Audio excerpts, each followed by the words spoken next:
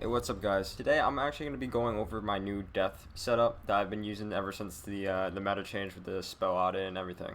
So let's just get right into it. Right now, let me just put this rock down on real quick just so we can get the right stats. So right now, I have 133 damage, which is really good. 60 resist with 84 flat because of my flat residuals. 26 accuracy, it's awesome. 547 crit, so this is actually 40%. And that's a lot of crit.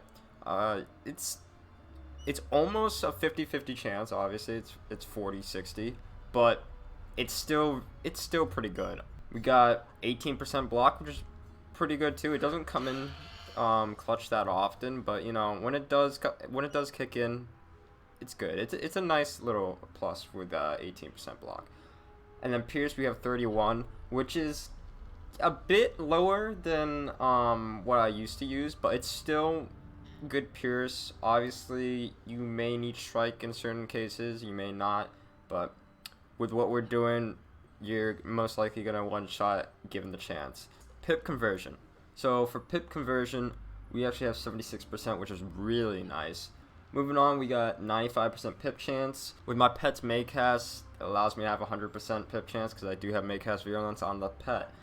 Shadow pip ratings at 103, which is pretty good, honestly. And then of course we got 8200 health, which is always good to be above that 8k threshold. Okay, so for the gear, we're gonna start with the hat. Obviously you already know what mount I'm using. It's the rock mount. The hat, we're using the croc hat. Love the croc hat. Honestly the best hat for death right now. For the robe, we are using the Baleful Light Brigade armor. So it's the robe that you get from Corporal Tennyson in the sewers of Imperius, the gold key boss there.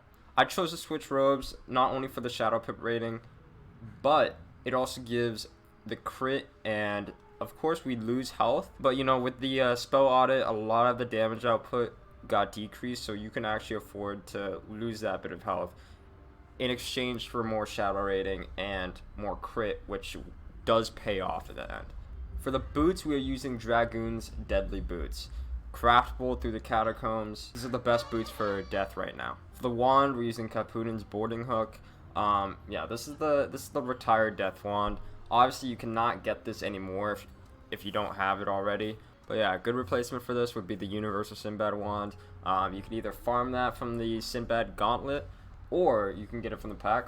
As for the Athame, we're using Dragoon's Deadly Dagger. This is craftable through the catacombs as well. Amulet, same thing. Dragoon's Deadly Charm, catacombs. Just you're gonna have to farm for the extract for all this. So if you don't have it already, just get to farming. It's gonna pay off really well. And because we are actually using the Dragoon Amulet, Athame, and what is it? The boots. If we go right here, we're getting the 3 set for the Dragoon. So we get the bonus for the 2 set, which is 5% accuracy, which is great.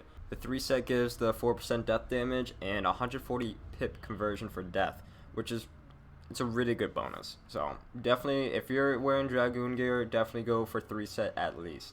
The ring right now, we're using Duelist Daredevil ring, the level 100 version from, you know, the arena. All you gotta do to get this ring is basically just do a bunch of tournaments.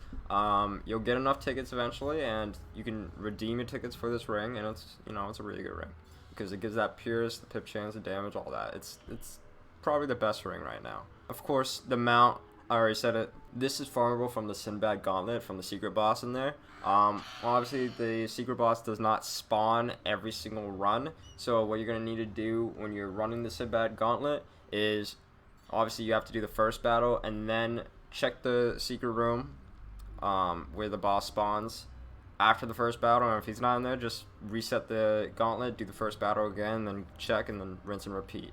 Or you could spend crowns and try to get it from the pack. As for the deck, we're using Duelist Devil May Care deck for level 130.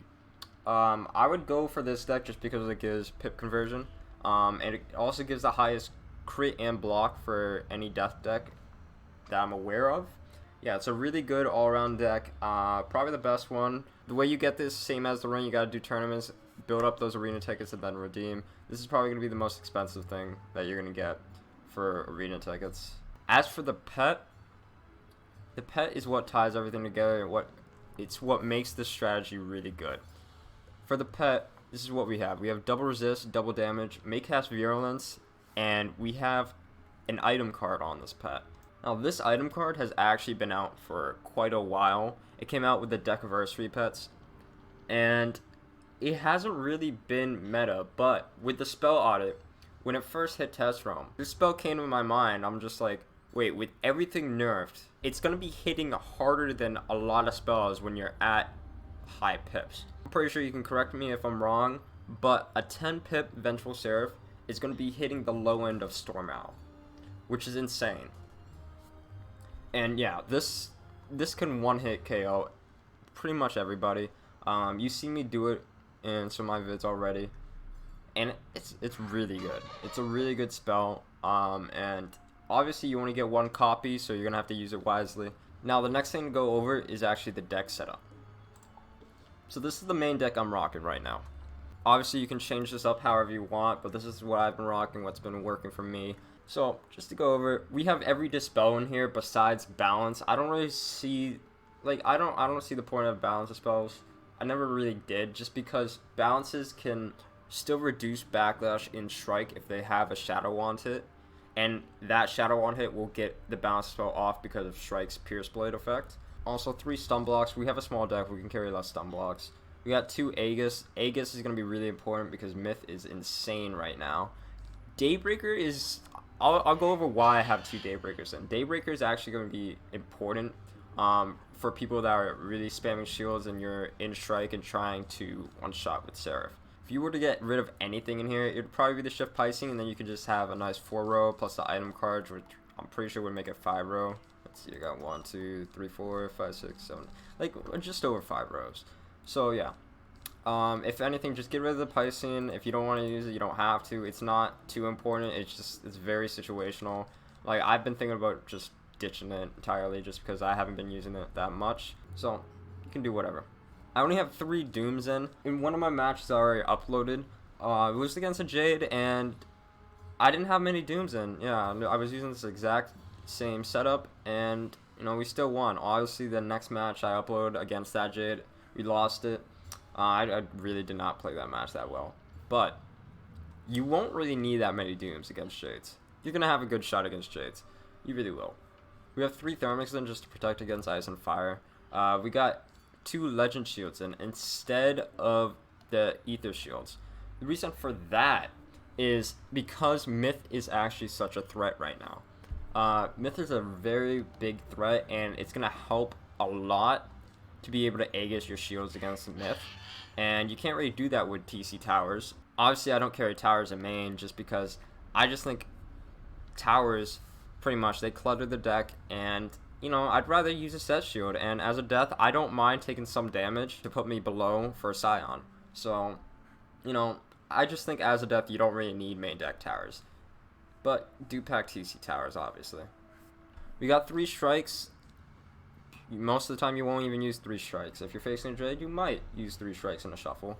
I only pack 1 shuffle just because, I don't know, I don't like shuffling that much, you know. You can carry 2 though. I might start carrying 2 just in case I face a Jade and I need to actually shuffle twice. But yeah, we do have the Vengeful Seraph right here, which is great.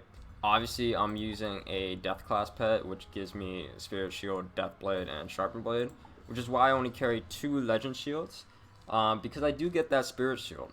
Also, a good note for Spirit Shield: Myths can't counter that shield with a a Mystic or Pierce or anything like that. The only counter to it would be a Shatter, and if, let's say, you're a Balance, you could actually Aegis this and you'd pretty much be set because they can't pierce it off just because Myth is going to be the second shield to put on, and then the Life shield is going to be protecting it. And obviously, you know, there's the Beguile. You gotta carry Beguile on a death. I'm only carrying 1, but you can carry 2. Just if you're facing people that strike a lot, you could pack another Beguile just to make sure you get it up on time. Typically I'll be good about discarding, but sometimes I'll mess up a bit. So I mean, nobody's perfect, so it happens.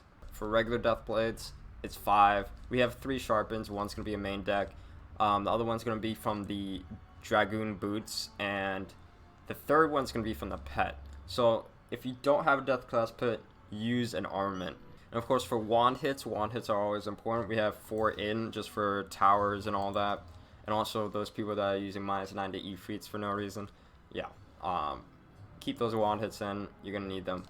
Now on to the TC deck. So for TCs, this is what I've been running. A lot of TC decks for Death actually do look the same, just because Death always has like that same goal that you're going for. You know, your blade stacking, you want to poison if they shield, you could deadly to hit around the shield, but you're going for a one shot, so Death decks are typically going to be set up the same. So for TCs, you know, we have 4 TC towers. We don't carry towers in main, so we gotta put them inside. We got 3 triages for overtimes. It's important to draw the triage when your opponent does overtime, so you can do it right away. So that's why I carry 3. We carry 1 Myth Banshee just in case somebody doesn't stun block. We'll try to push for the Myth Banshee and one hit with that. We're carrying Shift Green Oak as well. These are damage enchanted. You can Pierce enchant them too, but I damage enchanted them just in case I have to kill a minion. I don't want to spend the blades on it. We got 2 Krulus, also damage enchanted. Do not Pierce enchant the Krulus. They're not worth it. You really want to damage enchant them. We got 4 blades, 4 TC Death Blades. We got 3 Headless Horsemen. We got 2 Deadly Minotaur. We got 4 Poisons, 3 Kisma, 2 Scions. They're both damage enchanted. I wouldn't Pierce enchant them at all anymore. I don't see the point of it. You're going to be losing out on a lot of damage that way. Scion, Dr. Vaughn, and Krulu, they all got substantial nerfs. They're going to be doing less damage than they were in Live Realm with the damage enchant. So yeah, you gotta damage enchant them. The Pierce enchant won't really make that much of a difference. Of course, you could, if you really don't want to run 2 damage enchanted Scions, you could Pierce enchant one of them just for mantles. I fizzle mantles a lot, so I mean, if you're running the same stats and you don't want to fizzle a mantle, you could throw in a Pierce enchant, but I still wouldn't. I really wouldn't. Running 3 vampires just because, you know, vampire got a buff. The lower pip drains got a buff because you can fully enchant them now. So vampire is doing 600 damage base, so it's gonna be really good. A lot of times you're gonna see a 700 heal back on a vampire, which is awesome, especially when you're in Shrike. Then we got 2 Winged Sorrows just for those moments where, you know, you need a Winged Sorrow to do more damage than Kisma, and you need to put that -20 on. Now, what you really want to try to do with this strategy, with this setup, I'm sure you've seen some of my videos. You want to start with a blade. I prefer to start with a 40 blade, just so I can put another 40 on, given the chance. If you can Aegis them, do it, especially if you're facing a Storm or Myth. Because here's the thing, what you could potentially do is if you have 2 of the same blades on, right? This could go for the TC blades as well. If you have 2 of the same blades on and you're at max pips, what you could do is you could use a poison, right here. You could use a poison, you could Shrike, and this entire time you would be pressuring a Vengeful Seraph for a one-shot. By that time, you'd probably have a Virulence from the pet. You're going to be in Shrike. Let's say you have a Blade and a Virulence up. The Vengeful is going to be doing 6k with all those pips, easily. And let's say they shield again after you Shrike. Then what you could do is you could put another Blade on, and let's say they shield again, and because they have a ton of set shields, let's say they keep on doing it. Then what you could do is you could use a Daybreaker Enchanted Blade. Use that to make them use another shield, and then hit through it. Because by that time, you'd probably have 2 or 3 different blades on. You'd reduce the Shrike backlash to 0, so you won't take any backlash. And if you hit through a shield with Vengeful at full pips, you'd probably be at 13 if you pip conserve. If you don't pip conserve the Daybreaker, you'd be at 12. But if you hit with Vengeful with that amount of pips, it's going to be doing a lot of damage, even through a shield. Against a Jade or anybody with set resist, probably not as much because, you know, it's higher resist. But if you're wasting their shields by using poison to your advantage, then you should be set. Obviously, it's not going to be perfect all the time. It's not going to work 100% of the time. But Vengeful Seraph, if you can set up for an open Vengeful with any amount of buffs on, it's gonna be doing a lot. It's gonna be doing a heavy toll on your opponent. So that's just kind of like the main idea. You kind of want to be playing the same, but at the same time, just try to get Vengeful Seraph up on your hands and pressure your opponent to, to get that Vengeful off. And make sure if you're going to use a Vengeful, like, just keep in mind, it's an X-Pip spell. So if it doesn't kill, you're going to be in a tough spot, especially if your opponent can heal. But yeah, that's going to be it for the video. I hope you guys enjoyed that little setup vid. I'm actually working on another strat for death, and it should be really fun, and hopefully, I'm hoping it's gonna be kind of meta, because it's gonna, at first, obviously, it's gonna be taking a lot of people off guard, but if I can make it work, I'll make a setup on that too. I'll put some matches on that as well. The pet for it right now is actually giving me some trouble to make, just because it keeps on failing, but it's in the works. So thanks so much for watching, guys, and I'll catch you in the next vid. Peace.